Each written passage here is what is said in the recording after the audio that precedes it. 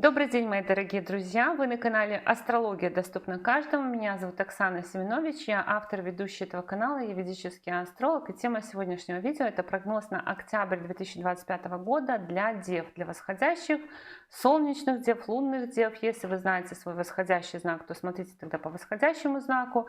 Если вы знаете точное время своего рождения, вы можете свой гороскоп построить и узнать свой восходящий знак. Я это рассказывала в видеоинструкции, которая у вас сейчас появится по ссылке в правом верхнем углу. И ссылка на эту видеоинструкцию будет также в описании, в комментариях к этому видео. В описании, в комментариях к этому видео всегда есть ссылка на мой сайт, где можно записаться на курс ко мне по ведической астрологии, на обучение астрологии, либо на составление личного гороскопа. И если вы не знаете точное время своего рождения, то под каждым видео прописана дата, в которой Солнце находилось в том или ином знаке, поэтому смотрите прогноз, соответствующий вашему дню рождения. Ну, либо если вы знаете знак зодиака Луны, то для Луны тоже можно смотреть прогноз. Также хочу вам напомнить о том, что мне очень важна ваша поддержка, ваши комментарии, ваши лайки, когда вы делитесь видео с друзьями, рекламируете канал. Все это помогает каналу развиваться и чрезвычайно сильно меня радует. Теперь давайте говорить о тенденциях октября для дев. Первое событие с 3 октября по 24 октября. Управитель всего вашего гороскопа Меркурий будет идти по вашему второму дому гороскопа. Второй дом — это у нас дом денег, ресурсов, речи, родительской семьи и в целом планета информации и коммуникации. Ну и управитель всего вашего гороскопа. Поскольку это управитель всего вашего гороскопа, значит вы в эту сторону будете прям направлены.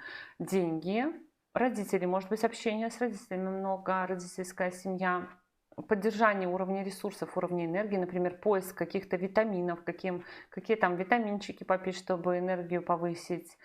И, скорее всего, будет много разговоров про деньги, потому что Меркурий все-таки дает тенденцию говорить о чем-то, выяснять. Но таких, не с расстроенными чувствами, а вот просто, наверное, может быть, где-то похвастаться, может быть, просто как факт, какую-то констатацию сделать. И в целом много говорить, потому что второй дом — это еще и дом речи, и Меркурий — планета речи. То есть в целом, может быть, нужно будет много говорить, много рассказывать чего-то. Не то чтобы там с кем-то конкретно, а в целом. Также для некоторых дев есть тенденция на повышение уровня дохода, особенно если вы в найме работаете, особенно если вы в госструктуре находитесь, то у вас может повыситься какая-то ставка, у вас может повыситься какая-то, ну, не должность скорее, а вот просто какая-то ставка, какой-то разряд и так далее. И вы своим статусом, с помощью своего статуса, с помощью своего положения или влияния в обществе, например, можете чем-то помочь своим родителям. 7 октября состоится полнолуние в вашем седьмом доме гороскопа, в доме партнерства, брака и личной жизни. И полнолуние в седьмом доме может давать завершение какого-то этапа ваших партнеров, в некоторых случаях выход из команды. Это может быть косвенным указанием на то, что кто-то из дев, например, может увольняться. А также это может быть смена какого-то коллектива, смена группы, в которой вы учитесь где-то и так далее. Ну и полнолуние в седьмом доме в некоторых случаях может давать, допустим, зарубежную поездку к морю. С 9 октября по 2 ноября Венера будет идти по вашему первому дому гороскопа.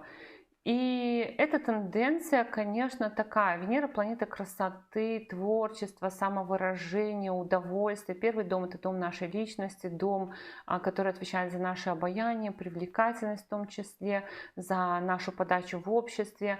И транзит Венеры по первому дому гороскопа — это всегда такой период, когда хочется себя приукрасить. Поэтому очень высокая вероятность больших трат на одежду, покупки, примерки. Возможно, там поменять имидж, поменять гардероб, стиль, подачу свою и так далее. Кроме этого, Венера указывает на то, что вы в принципе будете вкладывать деньги в себя. Это не значит, что только на одежду, но это в том числе вложение в свое развитие, в свой статус, может быть, в свой имидж.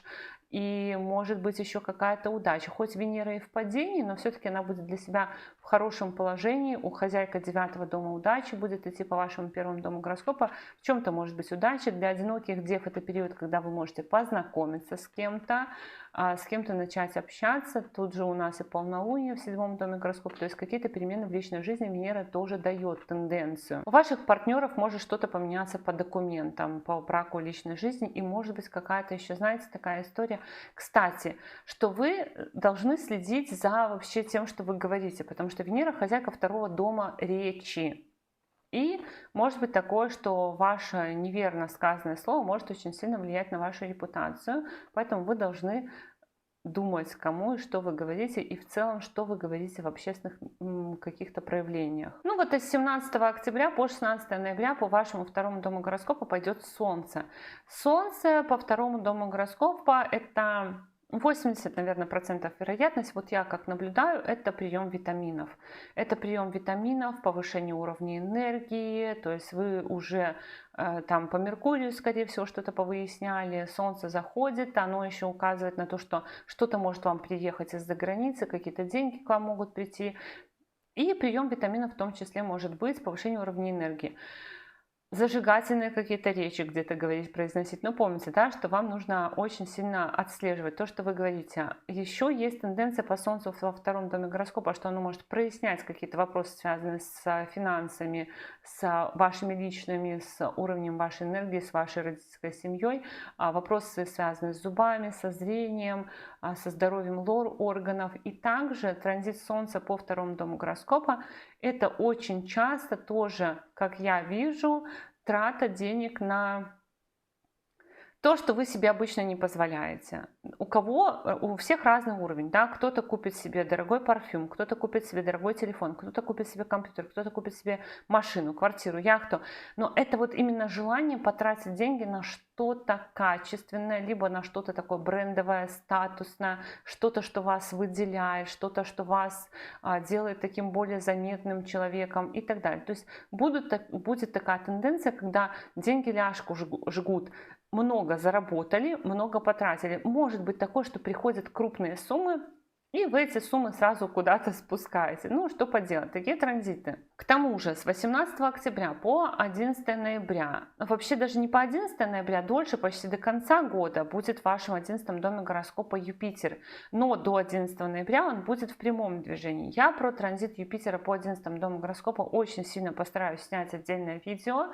Юпитер заходит как бы пробно так в ваш 11 дом гороскопа, потому что он окончательно перейдет туда в середине 26 года, а в этот раз у него такая петля небольшая на 3 месяца. Но для вас это благоприятный транзит, потому что 11 дом — это дом наград, дом достижений, дом признания какого-то, дом сообществ и денег, соответственно, тоже, да, награды и достижения, в том числе и финансовой прибыли. И, собственно говоря, Юпитер у нас тоже планета денег, планета удачи, планета расширения, планета мудрости. И поэтому транзит Юпитера по 11 дому гороскопа может увеличить ваш доход, крупные выплаты, либо повышение заработной платы. Расширяется круг общения, но это именно не друзья, а это именно сообщество. Если вы ведете социальные сети и почувствовали какое-то снижение активности, то это, скорее всего, будет рост какой-то активности. Юпитер благословляет дев на перемены в личной жизни. Если вы одиноки, то в этот период вы можете с кем-то познакомиться, можете, если вы в ссоре, примириться. А также транзит Юпитера по 11 дому гороскопа может через какую-то команду позволить войти в какие-то более высокие круги общения, приобрести какого-то покровителя. Могут быть перемены и по месту жительства и транспорта, какие-то путешествия, рост знакомств, развлечения тоже могут быть, и какие-то даже, может быть, какая-то учеба в том числе, либо, кстати, может быть и беременность у дев, но нужно вот тогда, если у вас будет беременность, то тогда нужно прямо с первых дней очень аккуратненько к этому относиться, потому что Юпитер у нас потом будет ретроградным и уйдет из этого знака. Желательно не пускать все на самотек, а понаблюдаться. Но постараюсь записать про Юпитер еще отдельное видео обязательно. Также Юпитер в 11 доме гороскопа может давать временную смену места жительства вам, либо еще кому-то сделав продажу недвижимости и транспорта, и как бы от этого приходят большие деньги. В общем, что-то с недвижимостью и транспортом тоже может очень сильно меняться. Но опять же, это могут быть планы, вы можете это пытаться реализовать, потом Юпитер станет ретроградным, и, возможно, вы отложите это связанное, ну, то есть какие-то планы, связанные с переменой в месте жительства, в транспорте. Возможно, даже планы могут поменяться относительно личной жизни, тоже, особенно относительно каких-то достижений через партнера, может быть, ваших планов с помощью партнерства что-то сделать. Такая интересная история может быть, но отдельно еще потом, скорее всего, поговорим. 21 октября будет новолуние во втором доме гороскопа. Тоже вот это такая важная деталь, потому что Юпитер в 11 доме гороскопа и новолуние во втором доме гороскопа, поменяются финансовые вопросы. Новолуние во втором доме гороскопа может давать новый источник дохода, может давать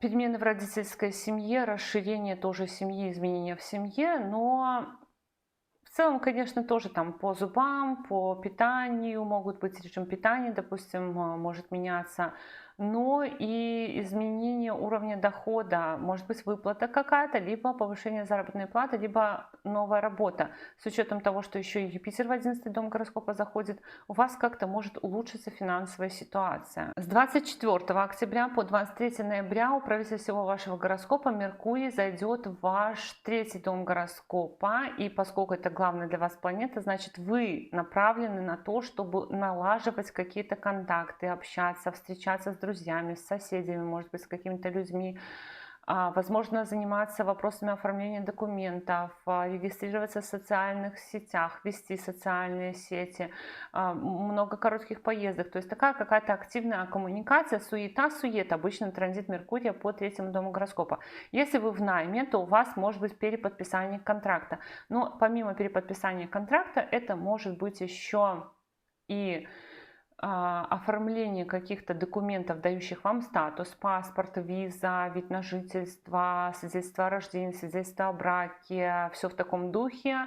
У кого-то это может быть работа, которая в данный момент связана с хобби, либо по работе придется вести много социальных сетей. Может быть получение новых навыков, которые вы потом будете в дальнейшем использовать в работе. Может быть, кстати, по работе нужно будет очень много писателей. Ездить в командировки, такое тоже может быть. В общем, очень активный, насыщенный период, который вот эта вот именно вся активность, она может очень сильно быть завязана на вашу общественную деятельность, на получение статуса, либо на работу. С 27 октября по 7 декабря в ваш третий дом гороскопа заходит Марс. И вот это еще раз подтверждает повышенную активность, потому что третий дом – это дом собственных усилий, а Марс – это планета конфликтов, усилий, активности, агрессии в том числе. Транзит Марса по третьему дому гороскопа – это период, когда вы можете вступать в какую-то борьбу, это спорт, скорее всего, тоже активный, это вступление в какое-то противостояние, нетерпимость, когда задевают ваши, допустим, мнение, когда задевают вас в чем-то, и вы будете выходить победителем, если вы будете вступать в какую-то борьбу. Также транзит Марса по третьему дому гороскопа – это период, когда вы можете узнавать какие-то новости, которые вот вас вот так вот триггерят, что вы что-то начинаете активно делать. Могут быть какие-то тайные переписки, либо какие-то оборванные переписки. Но здесь еще есть несколько тенденций, про которые я вам хочу сказать отдельно. Очень внимательно будьте за рулем в поездках, очень внимательно будьте не только за рулем, но вот когда вы ходите, смотрите под ноги, там, не витайте в облаках. Очень внимательно берегите руки, потому что будет желание тоже что-то там резать, колоть, возможно, даже пойти там на какие-то курсы, которые учат шить, резать, колоть, выжигать и так далее. И не забывайте про шапку, уши, ключица, руки. И в поездках вот это вот все под вопросом. Я не могу сказать, что тут все прям плохо, но есть тенденция на вот такую вот историю, когда где-то что-то ударился, порезался, там, обжегся и так далее. Когда Марс идет по третьему дому гороскопа, особенно третий дом – это дом рук, мы начинаем активно свои руки везде совать, все нам надо починить, все нам надо побить, что-то, я не знаю, то есть вышить, порезать, и вот от этого повышение снижение активности, может быть снижение невнимательности. К тому же еще Меркурий в третьем доме гороскопа, когда голова задурена какими-то вопросами. Поэтому в этом вопросе будьте внимательны. Также Марс в третьем доме гороскопа может давать какой-то разговоры про недвижимость, либо оформление документов на недвижимость, на место жительства, либо вот на землю какую-то и так далее. Вот так, мои дорогие друзья, такой у нас с вами был прогноз на октябрь 2025 года для восходящих солнечных лунных дев. Я благодарю вас за поддержку этого канала в виде ваших лайков, комментариев, обратной связи. Но если вы еще не подписаны на этот канал, то, конечно же, приглашаю вас подписываться и до новых встреч. Пока-пока!